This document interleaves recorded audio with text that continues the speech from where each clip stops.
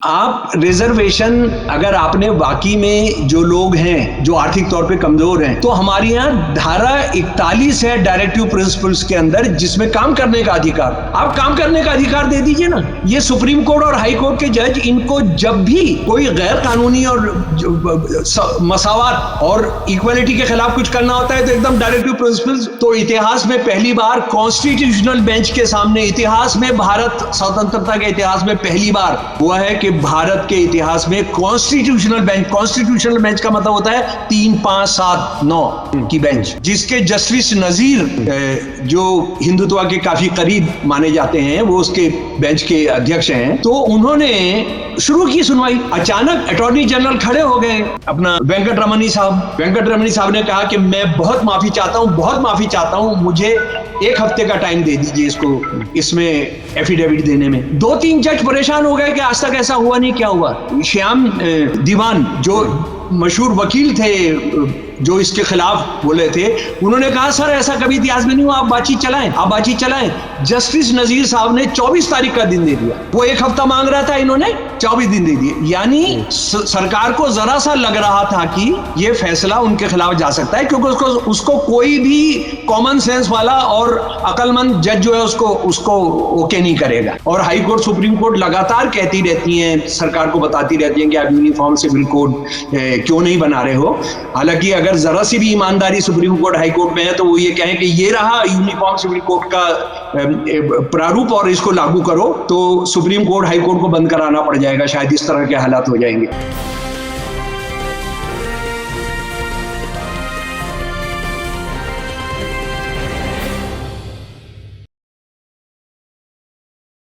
Hello, नमस्कार, आदाब, सत श्री अकाल और सलाम अलैकुम। मैं हूं मोहम्मद अहमद काज़मी, लेकर आया हूं आपका पसंदीदा कार्यक्रम आपके रूबरू। इस कार्यक्रम में हम आपको कुछ जानकार लोगों से मिलवाते हैं और जो कुछ बड़ी खबरें होती हैं देश विदेश से, उस पर गहराई से चर्चा करते हैं। इसमें एक स्पेस बनता है आपके गौर करने का, फिक्र करने का, चिंता करने का, चिंतन करने का।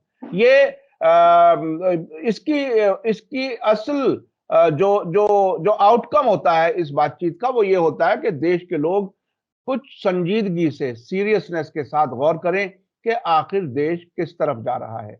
अभी सुप्रीम कोर्ट का एक बड़ा फैसला आया है, जिसके बाद एक नई चर्चा शुरू हुई है और इस बार ऐसा लग रहा है कि सुप्रीम कोर्ट भी उसी रास्ते पर चल रही है जिस पर सरकार या सरकार में बैठे हुए लोग चलाना चाहते हैं। और ये अब से पहले हमें अयोध्या के फैसले में भी बाकायदा महसूस हुआ कि सबूत कुछ और है, फैसला कुछ और है। अब ये रिजर्वेशन के सिलसिले में इकोनॉमिकली वीकर सेक्शंस को 10% रिजर्वेशन दिया है और उसमें ऊंची जात के लोगों को लिया है और एक्सक्लूड किया है SC, ST और OBC को। ये बिल्कुल गैर मामूली किस्म का फैसला है और कॉन्स्टिट्यूशन के प्रियम्बल और कॉन्स्टिट्यूशन में जो कुछ बातें कही गई थी उसके बरखिलाफ है। ऐसी राय कई तरफ से आ रही है। इस पर बात करने के लिए हमारे साथ खास मेहमान है शम्सुल इस्लाम साहब, जो थिंकर हैं, राइटर हैं और RSS के नजरिए को बहुत गहराई से जानते हैं और सबूतों के साथ अपनी बात रखते हैं। आपने अब से पहले उनके इंटरव्यूज काफी पसंद किए, कुछ इंटरव्यूज तो मिलियंस में आप लोगों ने देखे हैं। इसको भी आप आखिर तक जरूर देखिएगा। बहुत चीजें वो मालूम होंगी आपको जो कहीं और शायद ना मिलें। इस गहराई से और इस बेबाकी से बात करने वाला हमारे पास कोई और शख्स गालिबन नहीं है जितनी मजबूती से अपनी बात रखते हैं। शम्सुल इस्लाम साहब, वेलकम है आपका मीडिया स्टार वर्ल्ड को। आपने वक्त किया। आप ये बताइए कि सुप्रीम कोर्ट के इस फैसले को शुरुआत में थोड़ा सा नटशल में बताइए कि आखिर फैसला क्या है और इसका क्या मकसद है। आगे की बात हम इसके बाद आगे करेंगे। बहुत शुक्रिया जनाब। देखिए, मैं अभी उसकी डिटेल्स में जाने से पहले और उसकी बहुत टेक्निकलिटीज में नहीं जाऊंगा, क्योंकि वो तो वकीलों ने किया है और करेंगे, है ना, क्योंकि उसमें हमने वक्त नहीं खराब करना चाहिए। मैं जो कुछ हो रहा है, सुप्रीम कोर्ट और अदालतें जो कुछ कर रही हैं, उसका एक गुरु मंत्र आपको बताना चाहता हूँ। यानी उसका जो एक बेसिक जो मुद्दा है वो बताना चाहता हूं कि मोदी के सत्ता में आने के बाद अब आरएसएस ने भीड़ जुटाना, आग लगाना, गिराना, धार्मिक स्थलों को गिराना, पीटना, जलाना, वो सब बंद कर दिया है। अब वो एडमिनिस्ट्रेशन, और वो तो पहले से ही दब्बू होता था, हर राज्य का समर्थन करता था, लेकिन ये पूरा सारा काम वो सुप्रीम कोर्ट से करा ले रहे हैं। ये आरएसएस बीजेपी का जो सरकार है, और मैं हमेशा बीजेपी की सरकार को आरएसएस बीजेपी की सरकार कहता हूं, क्योंकि आरएसएस ने कहा है कि हमने अपने राजनीतिक उद्देश्यों के लिए इसको स्थापित किया है। और उसके मैं चार मिसालें आपके सामने दूंगा। धारा 370 को उन्होंने कर दिया। कब से सुप्रीम कोर्ट के सामने है, सुप्रीम कोर्ट के पास समय नहीं है, और सुप्रीम कोर्ट के पास जब अगर समय मिलेगा भी तो वो सब कुछ कर चुके हैं जो सत्यानाश उन्होंने कश्मीर का, जम्मू कश्मीर का करना था, और वो फैसला भी मोदी साहब के पक्ष में ही आएगा जिस तरह का माहौल है। लेकिन उसको आप टालते रहेंगे, टालते रहना। Justice delayed is justice denied, ये हम सब इसको जानते हैं। उसके बाद दूसरा है uniform civil code. Uniform civil code यानी सबके लिए एक ही पर्सनल लॉ होना चाहिए।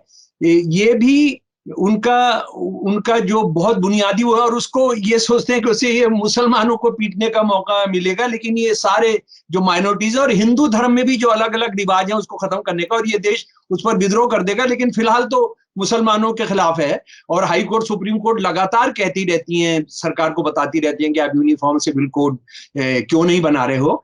हालांकि अगर जरा सी भी ईमानदारी सुप्रीम कोर्ट, हाई कोर्ट में है तो वो ये कहें कि ये रहा यूनिफॉर्म सिविल कोड का प्रारूप और इसको लागू करो, तो सुप्रीम कोर्ट, हाई कोर्ट को बंद कराना पड़ जाएगा, शायद इस तरह के हालात हो जाएंगे। कल ही गुरुद्वारा प्रबंधक कमेटी ने एक प्रस्ताव पास किया है बड़ा, कि हम कभी भी यूनिफॉर्म सिविल कोड को नहीं मानेंगे, लेकिन वो 4 लाइन के अंदर है, उसको बढ़ाने है। ये यूनिफॉर्म सिविल कोड सिर्फ मुसलमानों को पीटने के लिए। लेकिन मैं आपको ये बताना चाहता हूं, मैं इसमें कोई पक्ष नहीं ले रहा हूं। मैं यूनिफॉर्म सिविल कोड होना चाहिए नहीं होना चाहिए उस पर कभी आप बात करेंगे तो मैं करूंगा।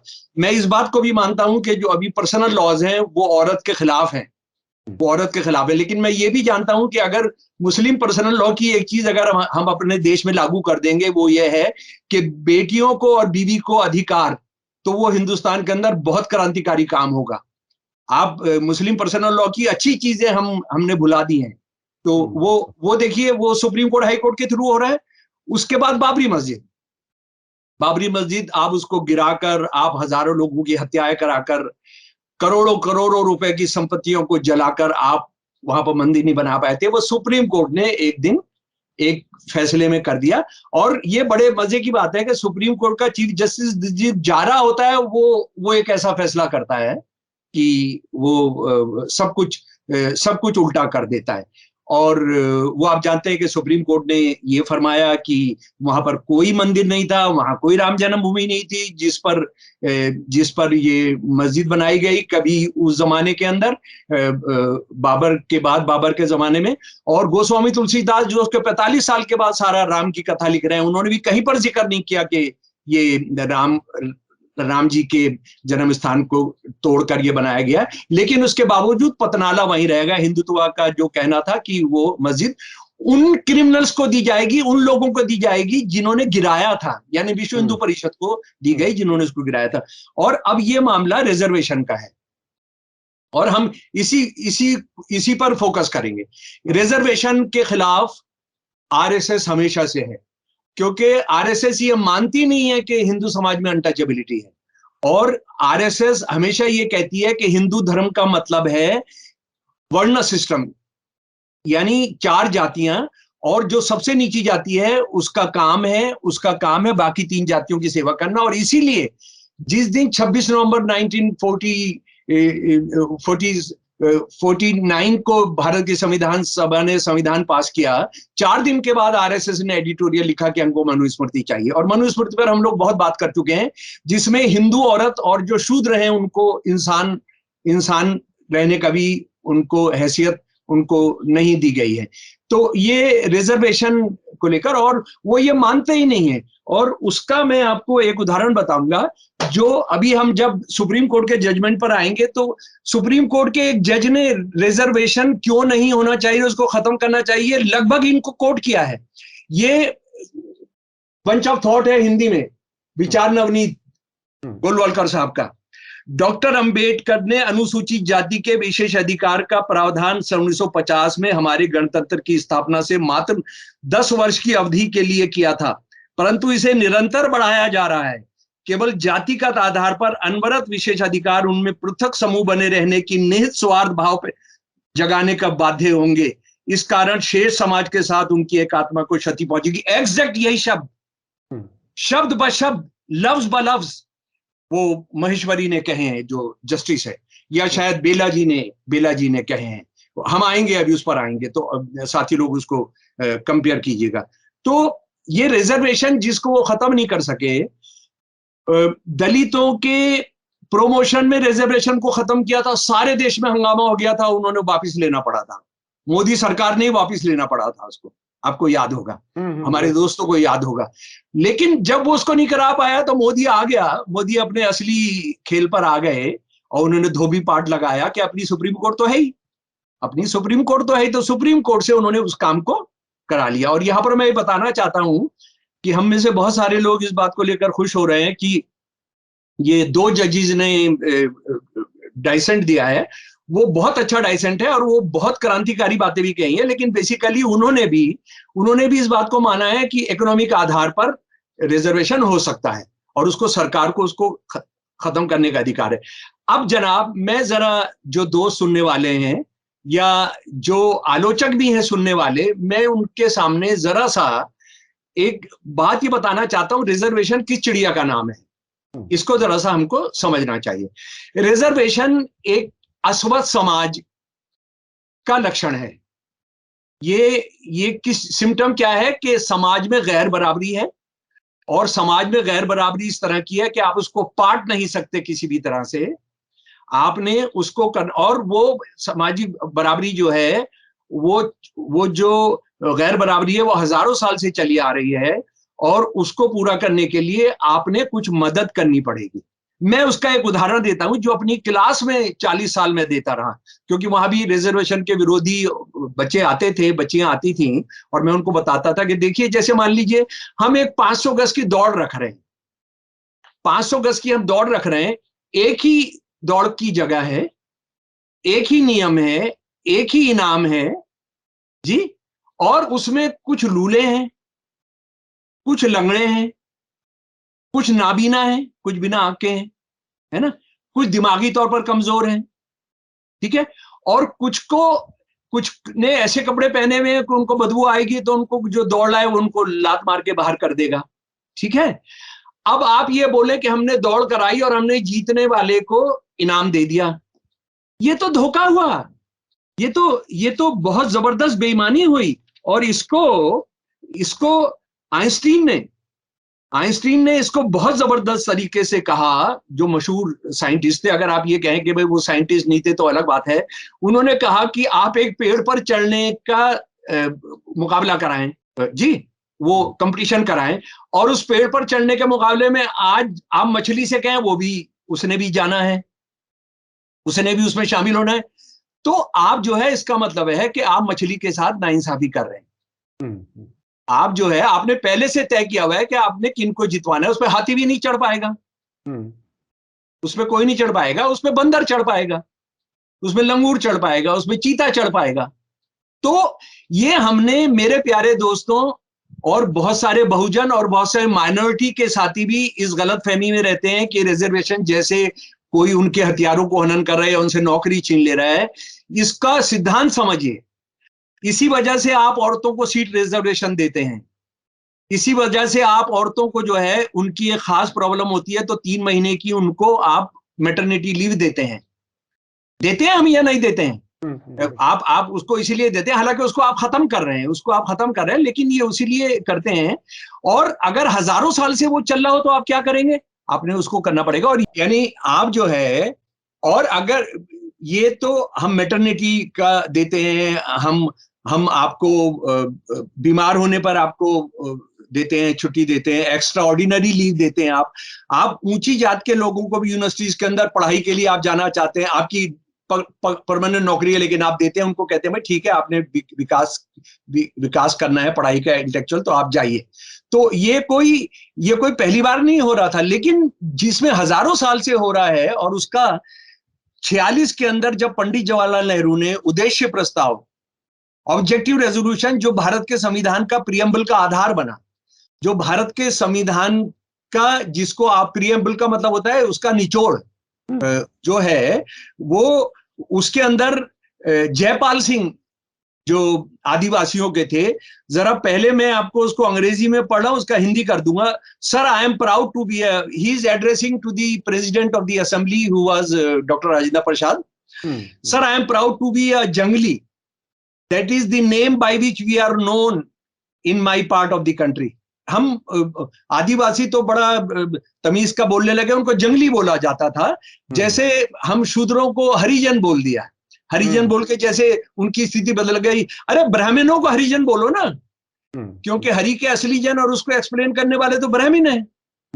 तो आप ब्राह्मणों को हरिजन नहीं बोलते हैं, आप उनको और जलील करने के लिए आप उनको हरिजन। और माफ कीजिए, मैं गांधीवादियों के जो दोस्त है, और मैं भी गांधी जी का प्रशंसक हूं बहुत सारे मामलों में कि उन्होंने हिंदू राष्ट्र नहीं बनने दिया, लेकिन आप शूद्रों को आप हरिजन बता देंगे तो हरिजन तो असल में इस देश में अगर कोई है तो ब्राह्मण है। तो खैर, वो उन्होंने ये कहा कि आप हमको जंगली कहते हैं और हम सारी दुनिया में, और हम अपने इलाके में जंगली के तौर पे माने जाते हैं। लेकिन ये हम जंगली कैसे बने हैं? They have been disgracefully treated, neglected for the last 6,000 years. This resolution is not going to reach Adivasis democracy. You cannot teach democracy to the tribal people. You have to learn democratic ways from them. बहुत important बात थी भाई साहब। इसको हमारे college school में नहीं पढ़ाया जाता है। वो कहते हैं कि हम तो कब से डेमोक्रेसी को प्रैक्टिस करते हैं, हम तो जंगलों के मुहाफिज हैं, हम जंगलों पर रिलाई करते हैं, नदियों पर रिलाई करते हैं। हम उतना जितना चाहिए होता है उतना लकड़ी लेते हैं, उसके बाद उनकी हिफाजत करते हैं। हम उसके फलों को इस्तेमाल करते हैं बेचने के लिए। हमारे लिए पेड़ जो है एक जिंदा आदमी है, और उसको काटकर लकड़ी, वो मुर्दा पेड़ होता है, हम मुर्दाओं का कारोबार नहीं करते हैं। ये सारा जो कमर्शियल लकड़ी का इस्तेमाल हो रहा है, ये असल में जंगलों के कातिल हैं ये। तो आप ये बताइए, और शूद्रों के साथ जो हो रहा था वो तो बाबा साहब का आप कितनी चीज पढ़ेंगे। और बाबा साहब का जमाना छोड़िए, आज आप बताइए, घोड़े पर लेकर आप नहीं जा सकते बारात, आप चप्पल पहनकर एक खास इलाके से नहीं गुजर सकते। आप अगर ऊंची जाति के टीचर्स के मटके से पानी पी लेंगे तो आप उसको पीट पीट कर आप कर एक कुछ बंदे, और ये बहुत सारी जगह हुआ है, उत्तराखंड के अंदर, यूपी के अंदर, मध्य प्रदेश के अंदर, कि वो मंदिर के अंदर पूजा करने चले गए, या जब पूजा की सामग्री रखी थी वहां घुस गया, उसको जान ले ली गई उसकी। ये हमारे सामने वाकयात हो रहे हैं। हमारी बच्ची कोई शूद्र की लड़की से शादी कर लेती है तो हम शूद्र को मार देते हैं, हम ये सब करते, इतना हम सब वो करते हैं। और ये खुलेआम हो रहा है, ये खुलेआम हो रहा है। और जो पार्टी राज कर रही है, आरएसएस बीजेपी वाली, वो तो साफ कहती है कि हम कम्युनिस्ट को लागू करना है, जिसमें आप अगर ऊंची जात के लोगों के बराबर में बैठेंगे आपका नीचे का काट दिया जाएगा, अगर आप ऊंची आवाज में बोलेंगे आपकी जबान काट ली जाएगी। तो ये जो है, इसको हमको बहुत अच्छे तरीके से समझना चाहिए। तो इसके लिए भारत के संविधान ने वायदा किया था। और उससे पहले 1932 में हिंदू धर्म के सारे लीडिंग लीडर्स और धार्मिक जो गुरु थे, उन्होंने बाबा साहब के साथ एक समझौता किया था। बाबा साहब को अंग्रेज, जो डिप्रेस्ड क्लासेस उनको कहते थे, उनको वो अलग से मत देने का अधिकार दे रहे थे। और बाबा साहब ने ये कहा कि मुझे लगता है कि उन्होंने कहा कि मुझे गांधी जी ने ब्लैकमेल किया, और वो ब्लैकमेल किया कि वो आमरण अनशन पर बैठ गए, और इस तरह का हुआ कि गांधी जी की जान चली जाएगी, और वो तैयार हो गए। लेकिन उनके साथ कुछ वायदे किए गए। नंबर 1, छुआछूत खत्म किया जाएगा, और इसको संविधान में लिखा जाएगा। 3-4 चीजें, लेकिन एक चीज ये है कि नौकरियों में इनको आरक्षण दिया जाएगा, और उस नौकरियों के आरक्षण को संविधान की एक विशेष धारा के अंदर रखा गया। और वो था कि जो सामाजिक तौर पर जो बिछड़े हैं, ठीक है, अच्छा, जब आप इसको, और वो भारत के संविधान का बुनियादी ढांचे का हिस्सा है। वो जो 4-5 भारत के संविधान के 4 पिलर्स हैं, उसका एक हिस्सा है।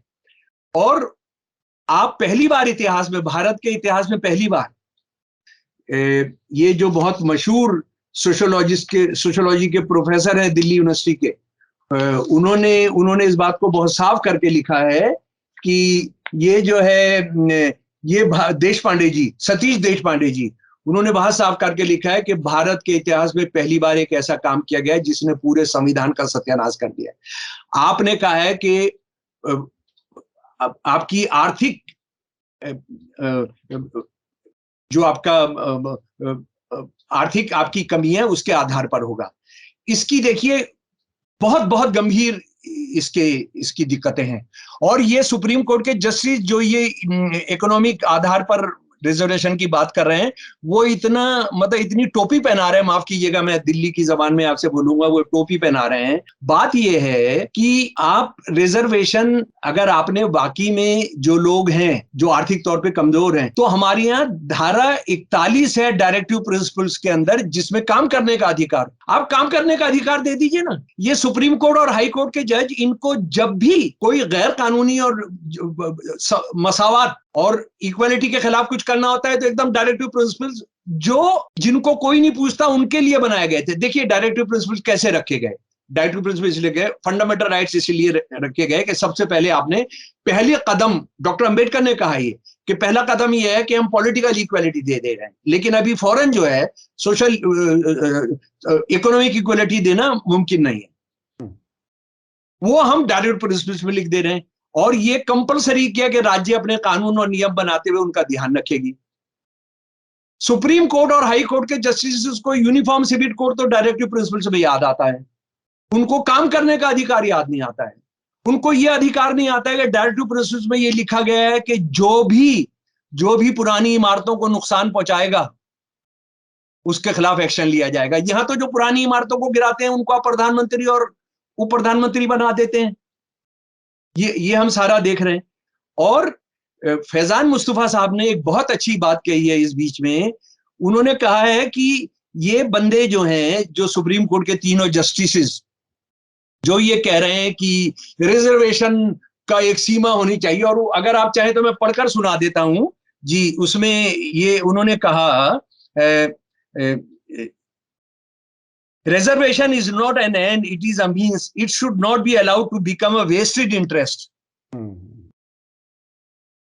ये पढ़ लीजिए और ये इसका पढ़ लीजिए, ये पढ़ लीजिए, ये महेश्वरी साहब का है, जस्टिस पर्दीवाला।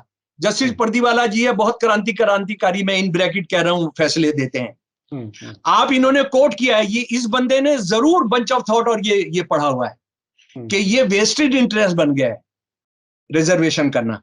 और उसके बाद इनमें से, और मैं फिर आपको बता रहा हूं, केवल जातिगत आधार पर अनवरत विशेषज्ञ उनमें पृथक समूह बने रहने की निहित स्वार्थ भाव को बाध्य होंगे, यानी निहित स्वार्थ। आप सुन लीजिए जनाब, इस बात को गौर करने की बात है कि उनका एक वेस्टेड इंटरेस्ट पैदा हो गया है। अच्छा, और क्या वेस्टेड इंटरेस्ट पैदा हुआ है वो जरा सा जान लीजिए। वेस्टेड इंटरेस्ट जो है, वेस्टेड इंटरेस्ट ये है, और इनमें से एक जज कह रहा है, शर्म आनी चाहिए इनको, माफ कीजिए, वेस्टेड इंटरेस्ट कह रहा है कि ये जो दलित हैं, इन्होंने अपने रिजर्वेशन का इस्तेमाल करके सब अपनी बहुत अच्छा हासिल कर चुके हैं। बहुत उस पर मैं कोट करने का समय नहीं है, और ये कोई एलएलबी की क्लास भी नहीं है या एलएलएम की क्लास नहीं है, तो मैं सोचता हूं कि आप सब साथी इसको पढ़ते हैं। वो ये कह रहे हैं कि उन्होंने इतना इस्तेमाल किया है, उतना उपभोग किया है कि अब वो सब बराबर के हो रहे हैं। तो मैं सरकारी आंकड़ा आपको बता रहा हूं, जो जितेंद्र सिंह ने 17 मार्च 2022 को, मंत्री है ये पर्सनल डिपार्टमेंट का या किस का पता नहीं, एससी के 17,880 स्थान वेकेंट हैं, 13,202 भरे हुए हैं जी। एसटी के जो पद नियुक्त हैं 9,619, 14,061 खाली हैं जी। ओबीसी के 11,732 पद पर नियुक्ति की गई है, 19,283 खाली हैं जी। 51,224 वैकेंसीज में से अगेंस्ट 34,553, ये 10 डिपार्टमेंट की बात है। More than 90% of the employees of the central government जो है वो उनके बारे में जानकारी नहीं है। कैबिनेट सेक्रेटेरिएट में 81 जो ए ग्रुप के अफसर हैं, उसमें 6 एससी हैं, एक एसटी है, 2 ओबीसी हैं। ग्रुप बी में 109 अफसर हैं, 6 एससी हैं, 6 एसटी हैं, 20 ओबीसी हैं। पब्लिक एंटरप्राइज डिपार्टमेंट में ग्रुप ए में 30 अफसर हैं, 30 अफसर हैं हाई कास्ट, 5 एससी हैं, 9 एसटी और ओबीसी। और मैं आपको बता रहा हूं, ओबीसी में आप देखेंगे कई नियुक्तियां हुई हैं ज्यादा, उसका मैं बताता हूं, मैं कॉलेज के प्रिंसिपल के तौर पर आपको बताता हूं। उसमें ओबीसी में एक है गोस्वामी, है ना। गोस्वामी ब्राह्मण होते हैं, तुलसीदास जी गोस्वामी थे, है ना। गोस्वामी एक ओबीसी में एक लिखा गया है कि जो गोस्वामियों को गौ को चारा देते हैं, सेवा करते हैं। कितने ओबीसी के जॉब ब्राह्मण गोस्वामियों ने लिए हुए हैं। तो आप ये ओबीसी जो है एक बड़ा फ्रॉड है।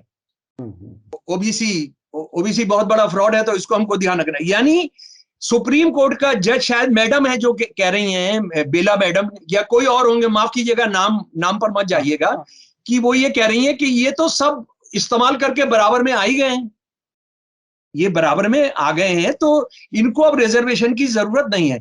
तो फैजान मुस्तफा साहब एक बहुत इंपॉर्टेंट बात उठा रहे हैं, और मैं उनका शुक्रिया अदा करना चाहता हूं, क्योंकि हम सब लोग उनको बहुत गौर से सुनते हैं, और जब वो कुछ गलत बोलते हैं तो उसको भी हम बहुत गौर से सुनकर अपनी राय रखते हैं। फैजान मुस्तफा साहब ने फरमाया कि वो रिजर्वेशन को खत्म करते करते रिजर्वेशन की एक और कैटेगरी को जन्म दे दिया उन्होंने। समझ गए जनाब? जी जी जी, बिल्कुल बिल्कुल। यानी आप, इनके पास खुदा ने, भगवान ने, गुरु ने कोई कॉमन सेंस भी दिया होता, लेकिन ये तो हिंदुत्व का एजेंडा पूरा करने पर लगे हुए हैं। जो भीड़ से वो नहीं करा सकते, जो वोट से वो नहीं करा सकते, वो इसको इससे करा ले रहे हैं। अच्छा, एक और चीज जो हमने समझने की है कि ये राइट टू वर्क आप कर दे। और अच्छा, एक और बात है कि आप रिजर्वेशन क्यों हुई है, इसका एक और समझ लीजिए, एक और बात को समझ लें। वो ये है कि हम कॉन्स्टिट्यूशनल रिजर्वेशन की तो बात करते हैं, उस पर हम परेशान हो जाते हैं, है ना जी। लेकिन हम इस देश में नॉन कॉन्स्टिट्यूशनल या हिडन रिजर्वेशन जो है उसकी बात नहीं करते हैं। ये आईएमएफ का आंकड़ा मैं आपके सामने रख रहा हूं, आईएमएफ का आंकड़ा जी, वो ये है कि हिंदुस्तान के 10% और उसमें से 1% लोग, 10% जो है 57% संपत्ति पर कब्जा करते, रिसोर्सेज पर कब्जा है, और उसमें से 1% पर, इसमें से 22% का कब्जा है। 10% का 57% पर, और इस 10% को अगर आप 100% बना लें, और तो इसके अंदर 1% का कितने पर कब्जा है? 22% संपत्ति पर। दुनिया में तीसरे नंबर पर या दूसरे नंबर पर खरबपति बिलियनर्स अब इंडिया के अंदर है, और दुनिया में सबसे ज्यादा भूख से मरने वाले लोग भी इंडिया के अंदर है। तो आप ये समझ सकते हैं क्या रहा है। और उसके बाद जी शमसुल इस्लाम साहब, सोशल मीडिया पे थोड़ा सा हमारे पास कंस्ट्रेंट रहता है टाइम का। अगर आप कुछ सम अप करके कुछ जरा नजदीक ला सकें नतीजे तक, तो जरा ज्यादा बेहतर होगा। हाँ, मैं आपने बिल्कुल सही कहा। तो मैं एक दो बात ये जो कहना चाहता हूं कि देखिए किस तरह से सुप्रीम कोर्ट सरकार को मदद कर रही है, सीधा मदद कर रही है, यानी वो पीछे दरवाजे से मुंह छुपा के वो सब करने की जरूरत नहीं है। अभी मामला आया डिमोनेटाइजेशन का, 2192 दिन के बाद सुप्रीम कोर्ट ने उसको सुनने को तय किया, 6 साल के बाद, 2192 दिन के बाद। और कल शुरू हुई उसकी 12 तारीख को हिमाचल प्रदेश के चुनाव होने। कल क्या तारीख थी? कल 9 तारीख थी शायद। जी जी बिल्कुल, 9 तारीख जी, कल 9 तारीख थी। और कुछ ऐसा लगा सरकार को कि ये फैसला उनके खिलाफ जा सकता है, तो इतिहास में पहली बार कॉन्स्टिट्यूशनल बेंच के सामने, इतिहास में, भारत स्वतंत्रता के इतिहास में पहली बार हुआ है कि भारत के इतिहास में कॉन्स्टिट्यूशनल बेंच का मतलब होता है 3, 5, 7, 9 की बेंच, जिसके जस्टिस नजीर जो हिंदुत्व के काफी करीब माने जाते हैं, वो उसके बेंच के अध्यक्ष हैं। तो उन्होंने शुरू की सुनवाई। अचानक अटॉर्नी जनरल खड़े हो गए, अपना वेंकट रमनी साहब ने कहा कि मैं बहुत माफी चाहता हूं, मुझे 1 हफ्ते का टाइम दे दीजिए इसको, इसमें एफिडेविट देने में। 2-3 जज परेशान हो गए कि आज तक ऐसा हुआ नहीं, क्या हुआ। श्याम दीवान जो मशहूर वकील थे, जो इसके खिलाफ बोले थे, उन्होंने कहा सर ऐसा कभी इतिहास में नहीं हुआ, आप बातचीत चलाएं। जस्टिस नजीर साहब ने 24 तारीख का दिन दे दिया। वो 1 हफ्ता मांग रहा था, इन्होंने 24 दिन दे दिए। यानी सरकार को जरा सा लग रहा था कि ये फैसला उनके खिलाफ जा सकता है, क्योंकि उसको कोई भी कॉमन सेंस वाला और अकलमंद जज जो है उसको ओके नहीं करेगा, जिस तरह से उसको किया गया था। आपने टलवा दिया ताकि हिमाचल प्रदेश का वो निकल जाए। मेरे 3-4 सुझाव है बहुत इंपॉर्टेंट। नंबर 1, आपने सुप्रीम कोर्ट और हाई कोर्ट के अंदर अगर आप कास्टिज्म का रिजर्वेशन नहीं करेंगे, अगर वहां माइनॉरिटीज और दलितों का, और माइनॉरिटीज में जैन सिख सब होने चाहिए, अगर उनको रिजर्वेशन नहीं करेंगे तो यही चलता रहेगा। कुछ परिवारों का कब्जा रहेगा, कुछ जातियों का कब्जा रहेगा, कुछ क्षेत्र के लोगों का कब्जा रहेगा। दूसरी बात यह है कि हम चाहते हैं कि नौकरी दें, हम चाहते हैं कि सबको नौकरी मिले। आप हमको एक डबल रोटी आपके हाथ में, एक लोफ ऑफ ब्रेड आपके हाथ में है, उसमें से एक टुकड़ा हम आपको फेंक कर आप हमको सड़क के कुत्तों की तरह लड़वाना चाहते हैं। पूरी ब्रेड आपके सामने अपने पास रखना चाहते हैं। आप पूरी ब्रेड हमको दीजिए, हमको राइट टू वर्क चाहिए। और right to work Supreme Court को हमने मजबूर करना चाहिए कि आप डायरेक्टिव प्रिंसिपल्स का वो निकालना चाहिए। उसके बाद एक बात जो है, रिजर्वेशन क्लासेस को मिलना चाहिए, इंडिविजुअल्स को नहीं। सुप्रीम कोर्ट का जो एक देश विरोधी फैसला है ये, कि आप इंडिविजुअल्स को दे रहे हैं। और उससे भी बड़ा देश विरोधी फैसला है कि आप जो सबसे खराब स्थिति है, मैं उसका आंकड़ा जो एक जज ने ही दिया है, सुन लीजिए भाई साहब, इसको सुनना बहुत जरूरी है। जो डाइसेंट जिन्होंने दिया है, उन्होंने कहा है, ये कहा गया ना कि गरीब जो हैं, ऊंची जाति के भी हैं, उनको भी दे दिया जाए, और इसमें से SC ST OBC को बाहर रखेंगे। उन्होंने आंकड़ा पेश किया, सरकारी आंकड़ा पेश किया जस्टिस भट्ट साहब ने। बहुत उनका शुक्रगुजार हूं, मैं उसको नमस्ते करता हूं, सलाम करता हूं उनको। उन्होंने कहा कि ऑल इंडिया जो आंकड़ा है सिनो कमीशन बिठाया गया था, और उसमें NSSO ने जो स्टैटिस्टिक्स दिए, NSSO सरकारी स्टैटिस्टिक्स डिपार्टमेंट का अलग से विभाग है, सारे हिंदुस्तान के अंदर 31 crore 70 lakh below poverty line है जी। ठीक है जी। लेकिन इसमें 7 करोड़ 74 लाख जो है OBC है, SC हैं, 4 करोड़ 25 लाख ST हैं, OBC 13 करोड़ 86 लाख हैं, जनरल 5 करोड़ 85 लाख हैं।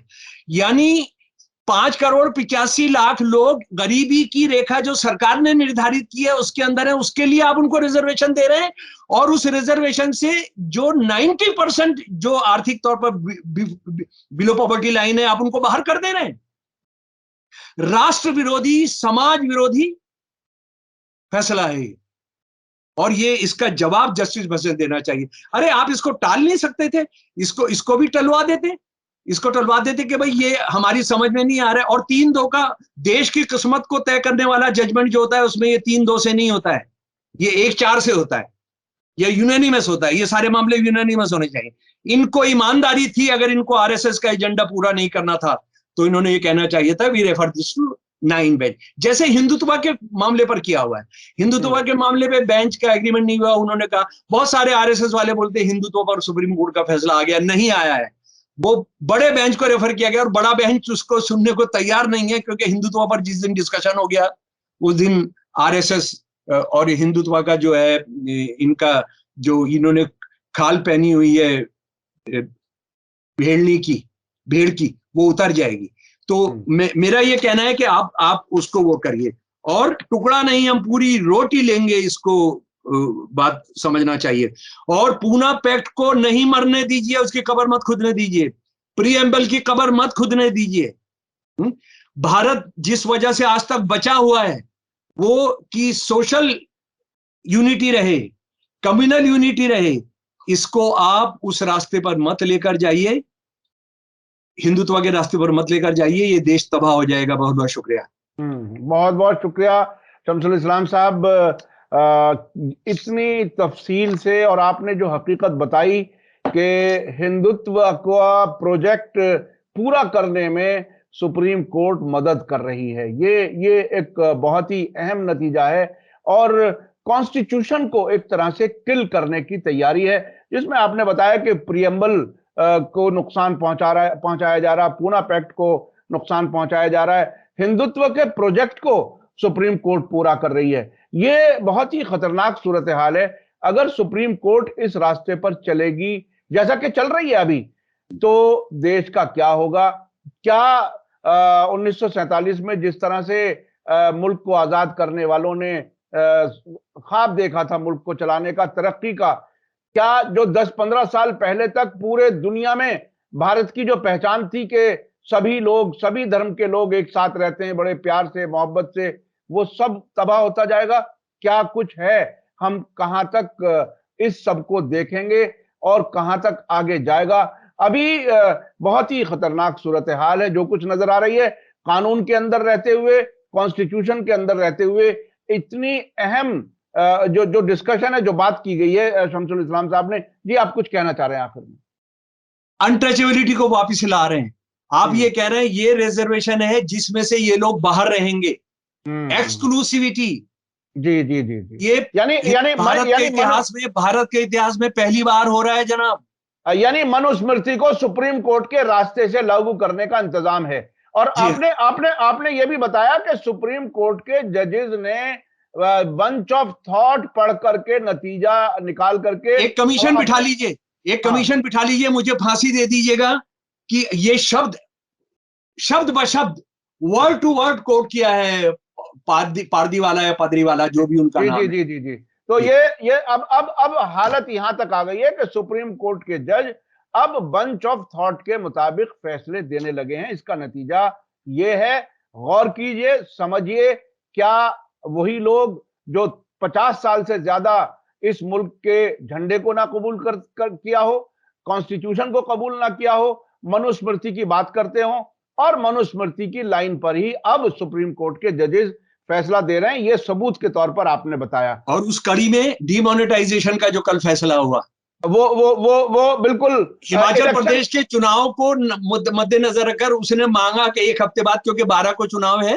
जी जी जी, 12 को चुनाव है। यानी सुप्रीम कोर्ट बीजेपी को इलेक्शन कैंपेन में भी मदद कर रही है। ये उनका जो चार्ट है ना, उनका जो कैलेंडर है, उसके हिसाब से तय होता है। हाँ, बिल्कुल बिल्कुल। जिस तरह से इलेक्शन डेट्स भी तय होती हैं, उन्हीं के कैलेंडर के हिसाब से इलेक्शन कितने फेजेस में होगा, कब कहां से जीत के कहां कैंपेन के लिए पहुंचेंगे बड़े लोग, वो सारी चीजें उन्हीं के हिसाब से। इलेक्शन कमीशन भी तकरीबन इसी तरह से वो करता है। हाँ, बहुत बहुत शुक्रिया शमसुल इस्लाम साहब, देश के लोगों के लिए सोचने समझने के लिए, गौर करने के लिए ये सारी बातें हम रखते हैं ताकि एक हेल्दी डिस्कशन हो और किसी नतीजे पर पहुंचे। बहुत बहुत शुक्रिया शमसुल इस्लाम साहब, आपने हमें वक्त दिया उसके लिए। नमस्कार, सलाम जी। इसी के साथ मुझे दीजिए इजाजत। धन्यवाद, शुक्रिया। जय भारत, जय हिंद।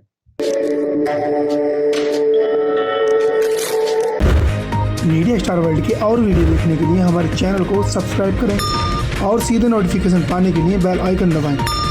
और अगर हमारी खबर सच्ची और अच्छी लगे तो अपने व्हाट्सएप, इंस्टाग्राम, फेसबुक और ट्विटर अकाउंट पर जरूर शेयर करें।